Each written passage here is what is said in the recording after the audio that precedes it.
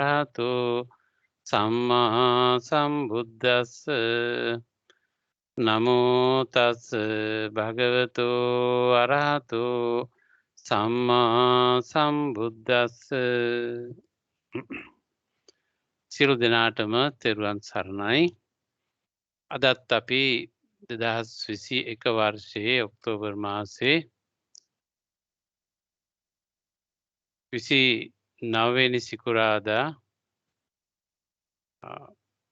එංගලන්ත වේලාවෙන් පස්වරු 2:00ටත් ශ්‍රී ලංකාවේ වේලාවෙන් පස්වරු 7:00ටත් ආරම්භ කරන සූත්‍ර අධ්‍යයන පන්තිය මේ ආරම්භ කෙරෙන්නේ එංගලන්තයේ තේම්ස් බෞද්ධ විහාරස්ථානයේදී ප්‍රථමයෙන් ආරම්භ කරන්න යෙදුණු මේ සූත්‍ර අධ්‍යයන පන්තිය මේ වන විට අපි ශ්‍රී ලංකාවේ සිට මෙහෙයවමින් අපේ කල්යාණ මිත්‍ර හිතවත් සියලු දෙනා සමග ලෞතර බුදු පියාණන් වහන්සේ දේශනා කළ සූත්‍ර ධර්මයන් අධ්‍යයනය කරමින් පාලි භාෂාවෙනුත් ඉංග්‍රීසි භාෂාවෙනුත් සිංහල භාෂාවෙනුත් කියන මේ භාෂා තුනෙන්ම එම සූත්‍ර කියවමින් සාකච්ඡා කරන වැඩසටහනක් හැටියට මේ සූත්‍ර අධ්‍යයන පන්තියේ ක්‍රියාත්මක වෙන්නේ.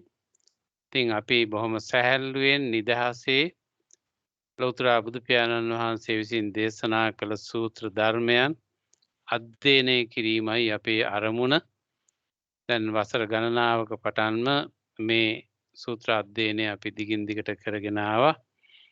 ඉතින් නැවත නැවතත් අපිට සාකච්ඡා කිරීමට සුදුසුයි කියලා හිතෙන විවිධ වූ සූත්‍ර හැම සූත්‍රයක්ම ඉතාම වැදගත්.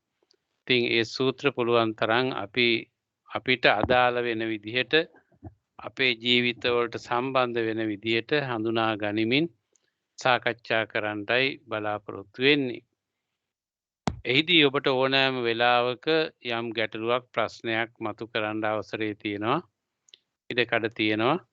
තමන්ගේ හිතේ ප්‍රශ්නයක් ඇති වුණොත් එහෙම අපේ දේශනය නැත්නම් පැහැදිලි කිරීම නවත්තලා ඒ වෙලාවේ අහන්න සාකච්ඡා කරන්න පුළුවන්. අවසානයේදීත් අපි විනාඩි කිහිපයක් ඒ සඳහා වෙන් කරනවා. එවිටත් ඔබට සාකච්ඡා කරන්න ප්‍රශ්න මතු කරන්න ඔබේ අදහස් ඉදිරිපත් කරන්න පුළුවන්කම තියෙනවා.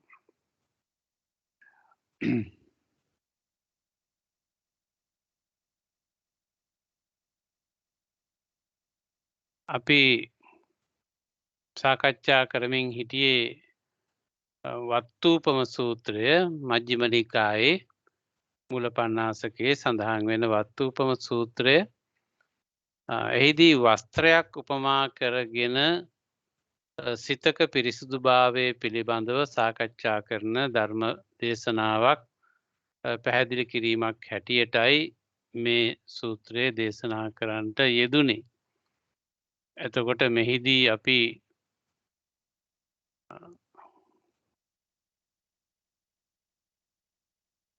මුලින් එදා අපි සාකච්ඡා කළා මේ සූත්‍රය පිළිබඳව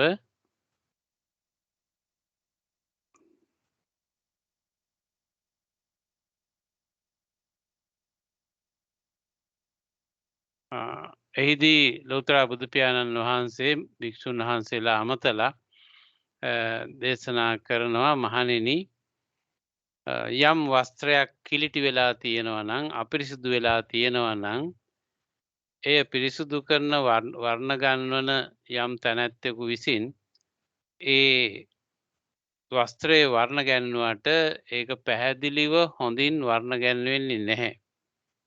මොකද ඒකට හේතුව ඒක විවිධ වූ කසට වර්ග වලින් කුණු වලින් ගැවසිලා තියෙන නිසා අපිරිසුදු වෙලා තියෙන නිසා ඒ වස්ත්‍රයේ වර්ණ ගැන්වෙන්නේ නැහැ මනවින් කියලා. නමුත් යම් වස්ත්‍රයක් පිරිසිදු නම් වෙනත් බාධක රහිත නම් ඒ වස්ත්‍ර පිරිසුදු කරන වර්ණ ගන්වන කෙනෙකුට ඉතාමත්ම හොඳින් ලස්සනට පැහැපත්ව ඒක වර්ණ ගන්වන්නට පුළුවන් කියලා බුදු පියාණන් වහන්සේ දේශනා කරලා ඒ සඳහා ඒ උපමාවෙන් බුදු පියාණන් වහන්සේ කෙනෙකුගේ සිතක් පිළිබඳව සාකච්ඡා කරනවා දේශනා කරනවා. යම් සිතක් ක්ලේශයන්ගෙන් වැහිලා තියෙනවා නම් අපිරිසුදු වෙලා තියෙනවා නම් ඒ සිත ධර්මාවබෝධය කරා යොමු කරන එක අසීරු දෙයක් අපහසු දෙයක් කියලා. ඒ නිසා ඒ සිත ක්ලේශයන්ගෙන් විමුක්ත නම් ක්ලේශයන්ගෙන් මිදුණු සිතක් බවට පත් කරගත්තොත් ඒ සිතෙහි බොහෝ ධර්ම කාරණාවන්ට විදර්ශනාව සඳහා ඉඩ තියෙනවා කියන එක. ඉතින් මෙහිදී මේ නීවරණ ධර්ම වලින් වැහෙන එකනේ අපේ සිතක් සාමාන්‍යයෙන් මීදුමක් වගේ තිරයක් වගේ අන්ධකාරයක් වගේ අපේ සිත වසා දමන්නේ නීවරණ ධර්ම වලින්. ඒ නීවරණ ධර්ම වලින් විනිර්මුක්ත වූ සිත ක්ලේශයන්ගෙන් දුරුව එදා අපි කතා කළා මම අර ස්ලයිඩ් ෂෝ කීපයකිනුත් පෙන්නවා. එදා අපි කතා කරපු විදිහට මේ කවටස්නස් අන්රයිටස් ග්‍රීඩ්ස් කියන එක අවිජ්ජා දෝමනස්ස නැත්නම් අවිජ්ජා කියන එක විෂම ලෝභය කියන එක ඒ වගේම ව්‍යාපාදේ ඒවත් ඉල්විල් ක්‍රෝධය ඇංගර් උපනාහ කියන එක හොස්ටිලිටි මක්ඛ කියලා කිව්වේ ඩෙනිග්‍රේෂන් පලාස ඩොමිනියරින් ඉස්සා එන්වි කියන එක මච්චරිය ජෙලසි මායා හිපොක්‍රසි සාටෙය්‍ය ෆ්‍රෝඩ් තම්බ ඔබ්ස්ටිනසි සාරම්භ ප්‍රසම්සන් මාන කන්සීට් අතිමාන ඇරගන්ස් මද නැත්නම් මදෝ කියන එක වැනිටි පමාදෝ නිග්ලිජන්ස් කියන ওই 16ක් සිතක ඇතිවිය හැකි ක්ලේශ 16ක් පිළිබඳව මේ සූත්‍රයේදී සඳහන් වුණා. ඒතර මේ ක්ලේශ ධර්ම යම් සිතක ක්‍රියාත්මක වෙනකොට ඒ සිතෙහි පැහැපත් අරමුණු සමග නැත්තම් Tamanට විශේෂ වෙන අරමුණ පැහැපත්ව හඳුනා ගන්නට, निराවුල්ව හඳුනා ගන්නට ඒ පිළිබඳව විදර්ශනා වඩන්ට තියෙන අවස්ථාව මගහැරලා යනවා. ඒ සඳහා බාධක ඇති වෙනවා කියන එක තමයි පැහැදිලි කළේ. ඒතර ඒ අනුව යම් සිතක් මේ ක්ලේශයන්ගෙන් මුදවා ගන්නවා නම් යම් කෙනෙක් ඒ සිත ධර්මානුකූල ප්‍රතිපත්තිවල පිහිටන්ඩ හේතු වෙනවා කුසල වඩන්නට උදව් වෙනවා කියලා. එතකොට මෙතන මේ ක්ලේශ ධර්ම වලින් වැහිලා තිබුණාම අකුසල තමයි ඒකට ඇතුළු වෙන්න රිංගන්න සූදානම් වෙන්නේ අකුසලයන්. ඒ නිසා යම් සිතක් මේ ක්ලේශ ධර්මයන්ගෙන් විනිර්මුක්ත වෙනවා නම් මිදෙනවා නම් එතෙන්දි කුසලයට ඉඩ ලැබෙනවා ඒ සිතට ඇතුළු වෙන්න ඒ සිතෙහි ක්‍රියාත්මක වෙන්න. ඒ නිසා සිතක් පිරිසුදු වීම කියන එක ධර්මයේ සාකච්ඡා කරන්නේ මේ කුසල සම්පන්න වීම කියන එක. අපි රහතන් වහන්සේ හඳුන්වන්නේ සබ්බ කුසල සමන්නාගත කියලා. ඒ කියන්නේ ਸਰව සම්පූර්ණ වශයෙන්ම කුසල සම්පන්න වෙන තැනැත්තා තමයි රහතන් වහන්සේ කියලා හඳුන්වන්නේ. ඒ නිසා කවර ආකාරයකවත් දෝෂයක් අකුසලයක් හිතේ මතුවෙන්නේ නැත්නම් ඒ හිතේ පවතින ඉඩක් නැත්නම් ඒ තැනැත්තා සබ්බ කුසල සමන්නාගත වෙනවා. ඒ කියන්නේ අරහත් භාවයට පත්තුණු කෙනෙක් බවට පත් වෙනවා. ඒ නිසා අරහත් භාවයට ඉඩ සැලසෙන්නේ මේ කුසල සම්පන්න වීම මත. කුසල සම්පන්න වෙන්නේ ක්ලේශ ධර්ම අයින් වුණාම. ක්ලේශ ධර්ම අයින් වුණාම විවිච්ඡේව කාමේහි විවිච්ඡේව අකුසලේහි කියන විදිහට කාමයන්ගෙන් අකුසලයන්ගෙන් වෙන් වූ සිතකට එන අරමුණ එතකොට පැහැපත් පිරිසුදු අරමුණක් එන්නේ. ඇයි කාමෝපසංහිත නැහැ අකුසලයන්ගෙන් වැසුණු එකක් නෙමෙයි. එතකොට ඒ පිරිසුදු අරමුණු ආපු සිත එතෙන් පටන් ඒ අරමුණෙහි තියෙන පිරිසුදුභාවය නිසාම සිත විවේකයටපත් වෙනවා. ඒ සිත විවේකයටපත් වෙනා කුසලාරම්මණයක් සමග සිත සම්බන්ධ වුණාම වැඩෙන්න පටන් ගත්තාම එතන වැඩෙන්නේ ධ්‍යාන. එතකොට ධ්‍යාන වැඩෙන්න තියෙන සුදුසුකම මොකද්ද? අර විවිච්ඡේව කාමේහි විවිච්ඡේව අකුසලේහි. කාම උපසංහිත නොවන අකුසලයන්ට අදාළ නොවන යම් ආරම්මණයක් අරමුණක් ඔබ්ජෙක්ට් එකක් හිතට විෂය වුණාම අදාළ වුණාම එතෙන්දි චිත්ත විවේකය ලැබෙනවා. ඒ චිත්ත විවේකය සමග ධ්‍යාන වැඩෙන්න පටන් ගන්නවා කියන එක තමයි ධර්මානුකූල විග්‍රහය. එහෙම වැඩෙන ධ්‍යාන ප්‍රථම ධ්‍යාන, ဒုတိ ය ධ්‍යාන, තෘතීය ධ්‍යාන, චතුර්ථ ධ්‍යාන වශයෙන් හෝ පංචම ධ්‍යානය සහිතව හෝ උපේක්ෂාව කරා එනවා. ඒ උපේක්ෂාව කරා ආවහම අන්න එතෙන්දි ඒ සිතට යම් ඉඩක් ලැබෙනවා. ඒ අපි කලින් සූත්‍රයේදී අවසානට කතා කළා he abides having suffused with a mind of compassion, of sympathetic joy, of equanimity, one direction of the world, likewise the second, likewise the third, likewise the fourth, and so above, below, around, and everywhere. And to all as to himself, he abides, suffusing the entire universe with equanimity, with a mind grown great, lofty, boundless, and free from enmity and ill will. එතකොට මෙන්න මේ විදිහට මේ සතර බ්‍රහ්ම විහාර පෙරදිග දිසාව, බටහිර දිසාව, උතුරු දිසාව, දකුණු දිසාව, උඩ දිසාව, යට දිසාව සරසට මුළු ලෝකේ පුරාම, විශ්වයේ පුරාම හැම තැනකම පැතිරෙන ආකාරයෙන් පතුරවන්න පුළුවන්කම ඒ සිතේ ඇති වෙනවා. මොනවද? මෙත්තා, කරුණා, මුදිතා, උපේක්ඛා කියන මේ ගුණාංග පුහුණු කරන්න, ක්‍රියාත්මක කරන්න ඒ සිතට පුළුවන්කම ලැබෙනවා කියලා. එතකොට ඒ විදිහට මේ සතර බ්‍රහ්ම විහාර ඒ සිතේ වැඩෙනවා කියලා කියන්නේ, පතුරවනවා කියලා කියන්නේ.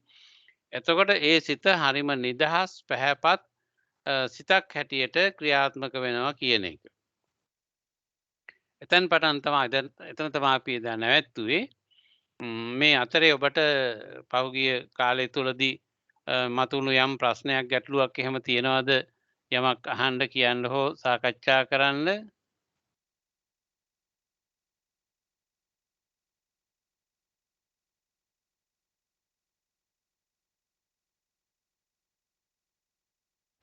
ස්වාමීන් වහන්සේ ටෙක්ස්ට් එක දාලාද තින්නේ දැන්? ඔව්, පේන්නේ නැද්ද? මට පේන්නේ නැහැ. ඉතින් ඉන්න බලන්න අනික් අයට අපේ යස්නෝන මේ ස්ක්‍රීන් එක පේනවද සූත්‍රේ? එහෙමයි ස්වාමීන් වහන්සේ පේනවා. පේනව නේද? එහෙමයි. මේ ડોක්ටර් පොඩක් බලනවද මේ ස්ක්‍රීන් එක අනික් අයට පේනවලු? ඔව්. පෙන්නේ නැති හැමදෙන්නේ මගේ එකේ මොකක් හරි ප්‍රශ්නයක් වෙන්නේ නැති මේ මම බලන්නම්. බොහොම ස්තුතියි. පින් සිද්ධ වෙයි. පින් සිද්ධ වෙයි.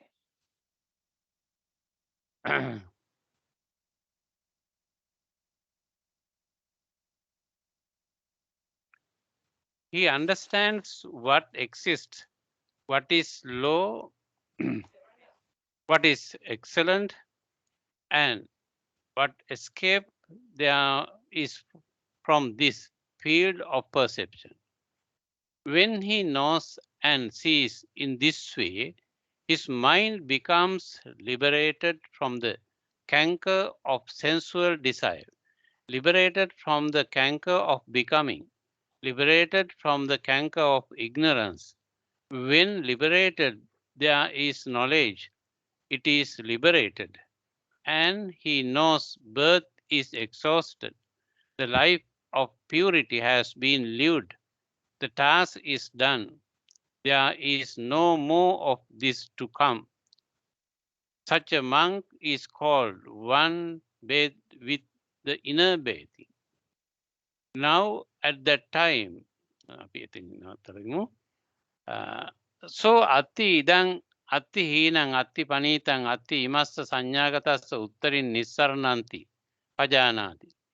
Tassa evañ jānato evañ passato kāmāsavāpi cittaṃ vimucchati bhavāsavāpi cittaṃ vimucchati අවිජ්ජාසවාපි චිත්තං විමුච්ඡති විමුක්තස්මින් විමුක්ත මීති ඥානං හෝති කීනා ජාති උසිතං බ්‍රහ්මචරියං කතං කරණීයං නාපරං ඉත්තත්තායාති පජානාති අයං උච්චති භික්කවේ භික්ඛු සිනාතු අන්තරේන සිනා නේතාති. එතකොට මේ විදිහට යම් කෙනෙකුගේ සිත මේ විදිහට පහත් දේ මොකද්ද උසස් දේ මොකද්ද මේ උත්තරීතර ස්වභාවයන් පිළිබඳව හඳුනා ගන්නා ස්වභාවයට ඒ සිතපත් වුණාම එයාටම දැනෙන්න පටන් ගන්නවා තමන්ගේ සිතෙහි ක්‍රියාකාරීත්වය තමන්ගේ සිත මිදුණු තත්වයකට පත් වුණා මේ ආශ්‍රවයන්ගෙන් මිදුණු සිතක් බවට පත් වුණා. ඒ නිසා කාමාශ්‍රව භවආශ්‍රව දිට්ඨාශ්‍රව අවිජ්ජාශ්‍රව ආදී මේ ආශ්‍රවයන්ගෙන් දුරු වූ සිතක් බවට මගේ සිත පත් වෙලායි කියන එක. ඒ වගේම එයින් නැවත මේ කාම භවයන් පිළිබඳව නැත්තම් ඊළඟට නැවත නැවත වීම කියන එක සම්බන්ධයෙන් ඒ වගේම දිට්ඨාසව අවිජ්ජාසව කියන මේ දේවල් වලින් මිදුණු සිතක් මට දැන් තියෙන්නේ කියන හඳුනා ගැනීම අවබෝධය එයාට ඇති වෙනවා. එහිදී ඔහු හඳුනා ගන්නවා ඒ තනත්තා නැත්නම් රහතන් වහන්සේ එතකොට වහන්සේ හඳුනා ගන්නවා මේ උපත මම අවසන් කළා කියලා. එතකොට තමන්ගේ බ්‍රහ්මචර්යාවෙහි යෙදීම බ්‍රහ්මචාරීක ජීවිතය අවසන් කරන්නට යෙදුණා කියන එක. ඒ කියන්නේ උසිතම් බ්‍රහ්මචර්යයන්. බ්‍රහ්මචර්යාවෙහි තමන් මනවින් යෙදිලා තියෙනවා කියලා. කල යුත්ත කරන්නට අවශ්‍ය දේ මේ වන විට කරලා තියෙනවා කියලා. තවදුරටත් කරන්න දෙයක් ඉතුරු වෙලා නැහැ කියන එක. ඒතර මෙබඳු ස්වභාවයට හිතන්න මේ ස්වභාවය හඳුනා ගන්නා භික්ෂුව මේ අභ්‍යන්තර වූ පිරිසුදුභාවයකින් අභ්‍යන්තර වූ නැහැවීමක් යුක්ත කෙනෙක් හැටියට අභ්‍යන්තර පාරිශුද්ධිය ලබාගත්ත කෙනෙක් බවට පත් වෙනවා කියලා.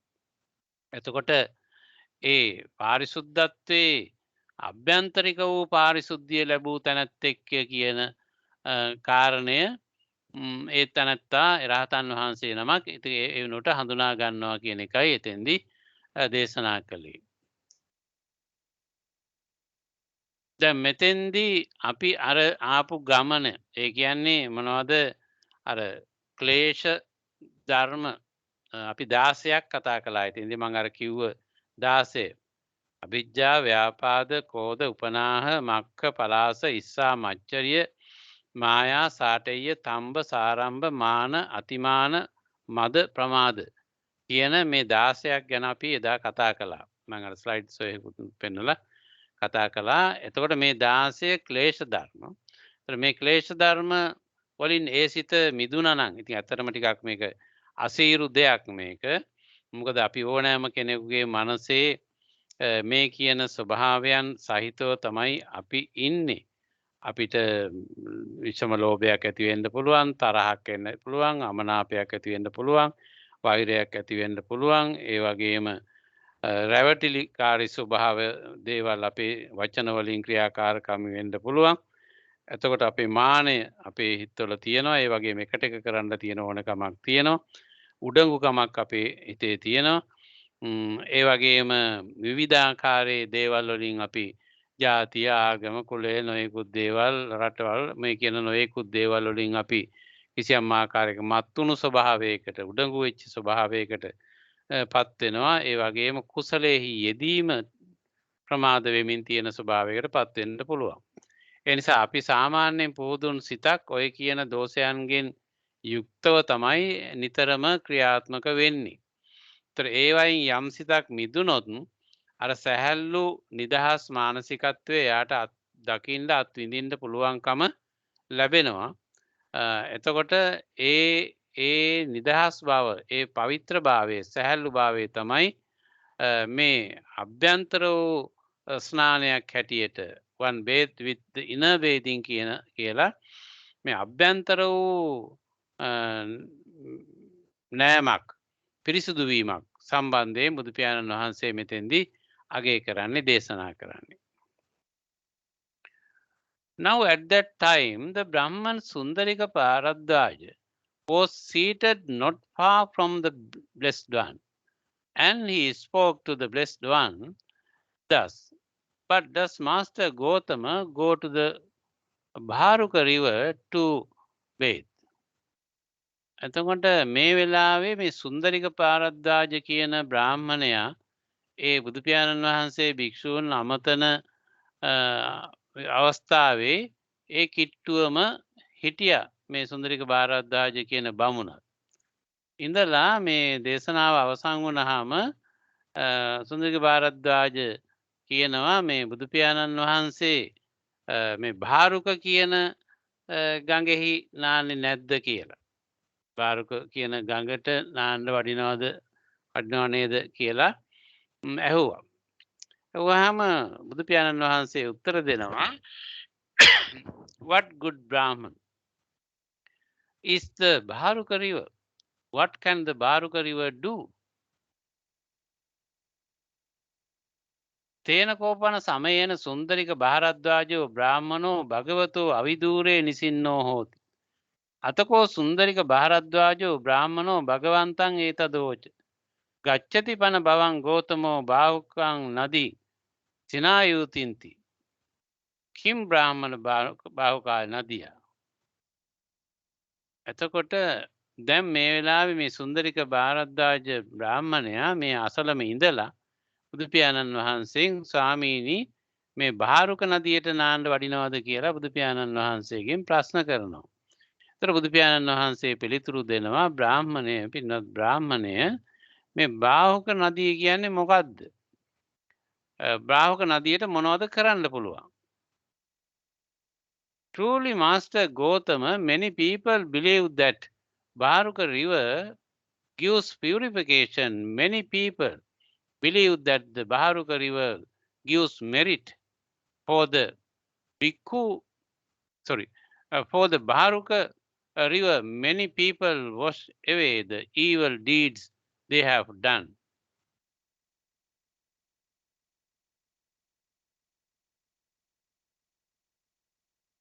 किम ब्राह्मण बाहुकाय नदिया किम बाहुका नदी करिष्यतीति. लोक सम्मता ही भो गौतम बाहुका नदी बहुजनस्य पुण्य सम्मता ही भो गौतम बाहुका नदी बहुजनस्य बाहुकाय पन नदिया बहुजनो पापकम्मं कथं पवाहेतीति. अतको भगवा सुंदरिक भारद्वाजं ब्राह्मणं गाता यज्ञपास. तर මේ වෙලාවේ මේ සුන්දරික භාරද්වාජ කියනවා බුදුපියාණන් වහන්සේට, ඒ වුණාට ස්වාමීනි භාග්‍යවතුන් වහන්සේ බොහෝ දෙනා විශ්වාස කරනවා මේ බාහුක නදියේ නෑම පිළිබඳව